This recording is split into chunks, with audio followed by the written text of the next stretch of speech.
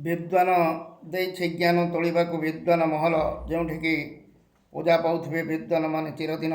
ବିଦ୍ୱାନ ଦେଇଛି ଜ୍ଞାନ, ବିଦ୍ୱାନ ଦେଇଛି ଜ୍ଞାନ ତୋଳିବାକୁ ବିଦ୍ୱାନ ମହଲ, ବିଦ୍ୱାନ ଦେଇଛି ଜ୍ଞାନ ତୋଳିବାକୁ ବିଦ୍ୱାନ ମହଲ, ଯେଉଁଠିକି ପୂଜା ପାଉଥିବେ ବିଦ୍ୱାନମାନେ ଚିରଦିନ। ଯେଉଁଠିକି ପୂଜା ପାଉଥିବେ ବିଦ୍ୱାନମାନେ ଚିରଦିନ। ବିଦ୍ୱାନ ଦେଇଛି ଜ୍ଞାନ ତୋଳିବାକୁ ବିଦ୍ୱାନ ମହଲ, ଯେଉଁଠିକି ପୂଜା ପାଉଥିବେ ବିଦ୍ୱାନମାନେ ଚିରଦିନ। ଯେଉଁଠିକି ପୂଜା ପାଉଥିବେ ବିଦ୍ୱାନମାନେ ଚିରଦିନ। ଆସନ୍ତୁ ଭେଟିବା କବି ସୁଶାନ୍ତ ଦାସଙ୍କୁ। ତାଙ୍କ କବିତା ବିଦ୍ୱାନ। ବିଦ୍ୱାନମାନଙ୍କ ସ୍ମୃତିରେ ତାଙ୍କ କବିତା ବିଦ୍ୱାନ। ବିଦ୍ୱାନମାନେ ଅବହେଳିତ ନ ହୁଅନ୍ତୁ ସମାଜର ସାମାଜିକ ମଣିଷ ପାଖରେ। ବିଦ୍ୱାନମାନେ ଅବହେଳିତ ନ ହୁଅନ୍ତୁ ସମାଜର ସାମାଜିକ ମଣିଷ ପାଖରେ। ଫୁଲ ହୋଇ ଫୁଟୁ ତାଙ୍କ ସ୍ମୃତି ରାଜ୍ୟ ଗ୍ରନ୍ଥାଗାର ବଗିଚାରେ।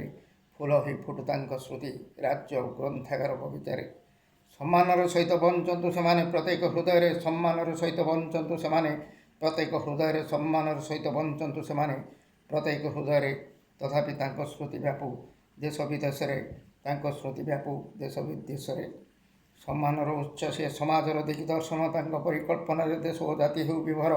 ଗଢ଼ିବାକୁ ବିଦ୍ୱାନ ମହଲ, ଯେଉଁଠିକି ପୂଜା ପାଉଥିବେ ବିଦ୍ୱାନମାନେ ଚିରଦିନ। ଯେଉଁଠିକି ପୂଜା ପାଉଥିବେ ବିଦ୍ୱାନମାନେ ଚିରଦିନ। ସମୟ ଆସିବ ଦିନେ କିନ୍ତୁ ଦେଖିବାକୁ ସେମାନଙ୍କ ସ୍ମୃତିର ବିଦ୍ୱାନ ମହଲ। କେମିତି ଅଛନ୍ତି ବିଦ୍ୱାନମାନେ ସାମାଜିକ ମଣିଷ ପାଖରେ। କେମିତି ଅଛନ୍ତି ବିଦ୍ୱାନମାନେ ସାମାଜିକ ମଣିଷ ପାଖରେ। ତଥାପି ସାମାଜିକ ମଣିଷଙ୍କ ସ୍ମୃତି ବ୍ୟାପୁ ରାଜ୍ୟ ଆଉ ରାଜ୍ୟ ବାହାରେ। ତଥାପି ସାମାଜିକ ମଣିଷଙ୍କ ସ୍ମୃତି ବ୍ୟାପୁ ରାଜ୍ୟ ଆଉ ରାଜ୍ୟ ବାହାରେ।